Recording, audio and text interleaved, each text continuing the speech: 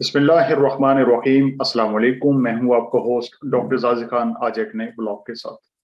قلم کتاب سلسلے میں ہم اپنی کتاب جو صدر باراک اوباما کی پہلی صدارتی مہم کی یادداشتوں پر مشتمل ہے اور جس کا عنوان ہے اے پرومسڈ لینڈ،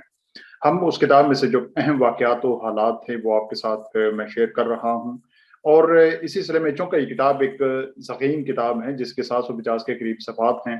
تو کوشش یہ ہوگی جو اس میں اہم واقعات ہیں وہ آپ کے ساتھ شیئر کرتا چلوں۔ اسی سلسلے میں آج ایک اہم واقعہ آپ کے ساتھ آپ کی گوش گزار کرنا چاہوں گا جو آپ کے لیے خاصا دلچسپی کا اس میں امر بھی ہوگا۔ گزشتہ قسط میں یہ بات آپ کے سامنے عرض کی تھی کہ جس وقت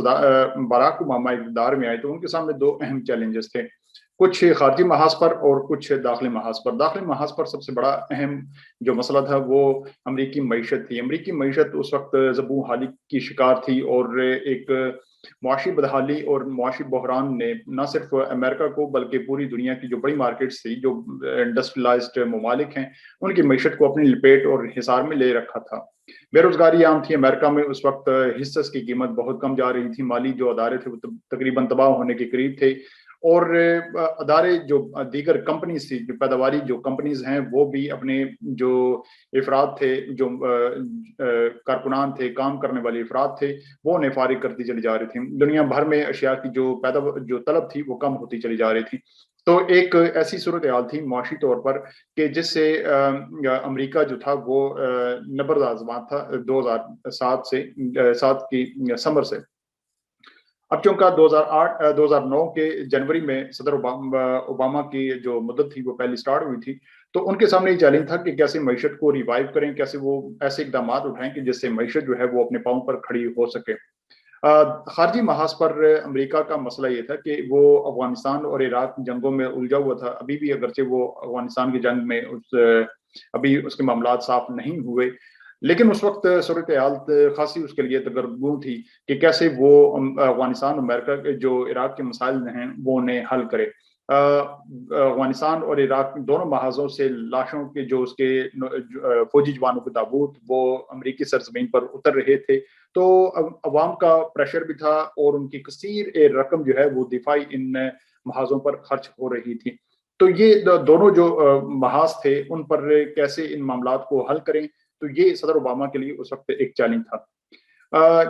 گزشتہ قسط میں جیسے یہ عرض کیا کہ اس وقت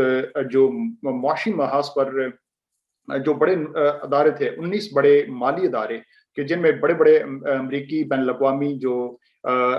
بینکس ہیں، جو ان کے انشورنس کمپنیز ہیں، اور وہ ادارے جو ریل اسٹیٹ یعنی کہ جائیداد کی خرید و فروخت سے براہ راست متعلق تھے، اب انہیں اس معاشی بحران سے کیسے نکالا جائے۔ تو اس وقت ایک پروگرام کا آغاز کیا گیا جسے ٹار کا نام دیا گیا، ٹربلڈ ایسٹ ریکوری پروگرام۔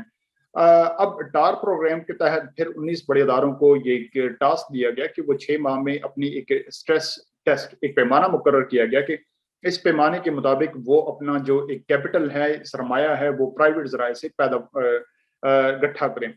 اگر پرائیویٹ ذرائع سے وہ 50% سے زائد سرمایہ جس کی ایک تھریش ہولڈ، ایک حد مقرر کی گئی، اگر وہ اکٹھا کرنے میں کامیاب ہو گئے تو وہ پھر پرائیویٹ رہیں گے، اور اگر 50% سے زائد امریکی حکومت کو اس میں کنٹریبیوٹ کرنا پڑا ان اداروں کو بچانے کے لیے تو پھر ان اداروں کو نیشنلائز کیا جائے گا۔ تو یہ ایک شرط رکھی گئی۔ فروری میں یہ پلان جو ہے وہ لانچ کیا گیا، لیکن اپریل تک یہ پھر جو مالی ادارے تھے وہ اس حد تک وہ سرمایہ گٹھا کر چکے تھے کہ وہ نیشنلائز ہونے سے بچ سکیں۔ تو کسی نہ کسی حد تک جو معاشی بحران تھا اس کے اثرات سے امریکہ نکلتا چلا جا رہا تھا۔ اگرچہ اس میں پھر جو ریکوری پروگرام تھا، ریکوری جو جس کے ذریعے پھر ان اداروں کو بیل آؤٹ کیا گیا یا امریکی جو حکومت تھی اس کی جانب سے انہیں سرمایہ فراہم کیا گیا، اس کے اثرات کو بھی نظر انداز نہیں کیا جا سکتا۔ تو امریکی حکومت کے سرمایے اور ان اداروں کی اپنی مشقت اور ریسٹرکچرنگ سے کسی حد تک آپ ریسٹرکچرنگ بھی کہہ سکتے ہیں، یا ان کی جو پالیسی جو اس میں ایڈجسٹمنٹ کی گئی اس کے ذریعے پھر ان اداروں نے اپنے آپ کو نیشنلائز ہونے سے بچا لیا، اور پھر امریکہ جو تھا اس کی جو معاشی بحران کے جو اثرات تھے اس سے ایسا سب نکلنا شروع ہو گیا تھا 2009 کے پہلے سہ مئی میں۔ اب دوسری جانب جو خارجی محاذ تھا وہاں پر امریکہ عراق اور افغانستان میں اس کے جو چیلنجز تھے وہ بڑھتے چلے جا رہے تھے، لیکن یہاں پر میں ایک دلچسپ واقعہ جو آپ کے ساتھ آج آپ کے گوش گزار کرنا چاہوں گا وہ انتہائی اہمیت کا حامل ہے۔ ہوا یوں کہ امریکہ چونکہ نیٹو کا ایک غیر اعلانیہ سربراہ بھی ہے اور نیٹو کے تحت بہت سارے دیگر تمام یورپی ممالک اور اس میں ترکی بھی شامل ہے. تو 2009 میں جب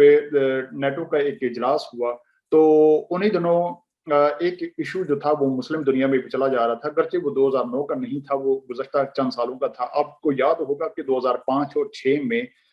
ڈنمارک میں ایک راندہ درگاہ ایک جو شخص تھا جس نے کچھ نازیبا کیریکیچر بنائے، کچھ کارٹون بنائے، کچھ نازیبا اس نے کچھ لائنیں کھینچی اور اسے ہماری مقدس شخصیات اور ہمارے جو نبی ہیں صلی اللہ علیہ وسلم ان کے ذات سے وہ منسوب کر دیا. اب اس پر خاصا آپ کو یاد ہوگا اشتعال مسلم دنیا میں اٹھا، اس پر مظاہرے بھی ہوئے پوری اسلامی دنیا میں. تو اس پر پھر عراقی جو ترکی حکومت تھی اس وقت، چونکہ اردوغان کی حکومت 2002 سے چلی آ رہی تھی، کیونکہ اس وقت صدر اردوغان کی حکومت 2002 سے چلی آ رہی تھی تو ان کا اسٹانس جو تھا وہ خاصا اس پہ مضبوط تھا. 2009 میں جب نیٹو کی جنرل سیکرٹری کی پوزیشن جو کسی یورپی ملک کے لیے نومینیشن ہوئی تو اس میں پھر جو اس کے لیے جو امیدوار نومینیٹ ہوا وہ تھا ڈنمارک کا پرائم منسٹر راسموسن. اندرس راسموسن جو چونکہ اس کی حکومت تھی اس وقت جب یہ خاکے اخبارات میں شائع ہوئے، اور ترکی حکومت کا موقف یہ تھا کہ اندرس کی حکومت میں چونکہ ان خاکوں کو شائع کیا گیا اور ترکی اور مسلم دنیا کی جو درخواست تھی جس میں انہیں ایسا کرنے سے منع کیا گیا تھا یا اسٹیٹ کا اس اخبار کو بند کرنے کا جو ایک مطالبہ تھا وہ پورا نہیں کیا گیا، تو اندرس اس پوزیشن کے لیے کا کھڑا ہونا جو ہے وہ متنازع ہوگا اور ترکی حکومت بینگ ا نیٹو ممبر وہ اس کی مخالفت کرے گا. اب ترکی نے خاصا اس میں مضبوط موقف اپنایا. صدر اردوغان کی یہ غیرت، ایمانی، ان کی اسلام پسندی اور ان کی جو اصولی موقف پر کھڑے ہونے کو ایک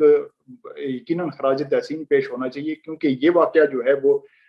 براک اوباما نے اپنی کتاب میں واضح طور پر مینشن کیا ہے کہ ایک ایسی صورتحال پیدا ہو چکی تھی کہ جس سے بلاک جو تھا وہ تمام ممالک متفق تھے، لیکن دوسری جانب ترکی کا ایک غیر متزلزل ارادہ اور اس کا موقف تھا. بالآخر پھر ترکی کو کیسے راضی کیا گیا کہ براک اوباما نے خود صدر اردوغان سے بات کی کہ نائب جو جنرل سیکرٹری کے بعد جو عہدہ ہوگا ڈپٹی جنرل سیکرٹری، اس عہدے کے لیے پھر ترکی کے نمائندے کو نامزد کیا جائے گا. اور ترکی کا اگرچہ یہ جو پیغام ہے اندرس کو روکنے کا، یہ پھر جو نیٹو ممالک میں اس کا جو میسج ہوگا وہ درست طریقے سے نہیں جائے گا، تو وہ کچھ اپنے موقف میں نرمی دکھائے. تو شاید پھر کچھ معاملات کی لین دین ہوئی اور پھر ترکی اس موقف سے اس نے اپنی کچھ نرمی دکھائی. لیکن اس بات کا کریڈٹ جو ہے وہ صدر اردوغان کو ضرور جانا چاہیے کہ انہوں نے اپنے ملک کی کہ اگرچہ مفادات کو پس پشت ڈالا اور انہوں نے جو اپنا ایمان کی ایک جو کا مطالبہ تھا، جو اپنی اسلامی اصولوں اور روایات کی جو ایک امین ہونے کا ایک فریضہ تھا وہ انہوں نے بخوبی ادا کیا. اور انہوں نے اس حد تک جہاں تک وہ افورڈ کر سکتے تھے انہوں نے اس جو پوزیشن تھی ڈینش پرائم منسٹر کی تعیناتی کی بطور جنرل سیکرٹری نیٹو، اس کے ڈٹ کر مخالفت کی. یہ انتہائی اہم واقعہ تھا جو آپ کے ساتھ شیئر کرنا تھا. اب اس کتاب میں کچھ ایسے بھی تضادات ہیں جو میں ساتھ ساتھ پڑھتا جاتا ہوں تو مجھے محسوس بھی ہوتے ہیں. مثلا اس میں جو صدر باراک اوباما، چونکہ یہ ڈیموکریٹس ہیں، ڈیموکریٹک پارٹی، ڈیموکریٹ جو پارٹی ہے وہ اس سے تعلق رکھتے تھے، تو اس سے پہلے جو حکومت تھی وہ تھی ریپبلکن کی. صدر بش ریپبلکن تھا. صدر بش کے دور میں آپ کو یاد ہوگا کہ عراق پر بلا وجہ بغیر کسی قانونی جواز کے اور بغیر کسی وجہ کے حملہ کیا گیا، اور یہ جواز اس میں جو ہے وہ تراشا گیا کہ وہاں پر تباہی پھیلانے والے ایسے ہتھیار ہیں کہ جس سے وہ امریکہ یا دیگر ایسے ممالک میں اس سے تباہی پھیلائی جا سکتے ہیں صدر صدام حسین کی حکومت کی جانب سے. اور جب پھر حملہ کیا گیا تو اس قسم کے کوئی بھی ہتھیار وہاں پر موجود نہیں تھے. اگرچہ اس موضوع پر میں آپ کے سامنے امریکی جو ایک نامور صحافی ہیں جن کی صحافت کا خاصا چرچا بھی ہے، باب وڈورڈ، ان کی کتاب ہے پلان آف اٹیک، انشاءاللہ وہ آپ کے ساتھ ضرور شیئر کروں گا. میرے پاس وہ کتاب پڑھی ہے کہ اس میں کیسے یہ منصوبہ بنایا گیا کہ عراق پر حملہ کیا جائے اور اس کے پیچھے کیسے امریکن ہاکس وہ افراد جو انتہائی متشدد ذہنیت رکھنے والے افراد تھے اور جو بش کے ارد گرد موجود تھے جنرل، چاہے وہ اس کا رمسفیلڈ ہو یعنی اس کا وزیر دفاع، یا پھر اس کا جو وزیر خارجہ، یہ اس قسم کی دیگر جو کیبنٹ تھی، وہ تمام متشدد نظریات رکھنے والے افراد تھے جنہوں نے بش کو اس بات پر راغب کیا۔ تو اس کے مطابق صدر باراک اوباما کے مطابق وہ سمجھتے ہیں کہ بش نے کی یہ جو غلطی تھی، سیاسی غلطی، اس کے خاصے مہلک نتائج وہ برداشت کرنا پڑے امریکہ کو۔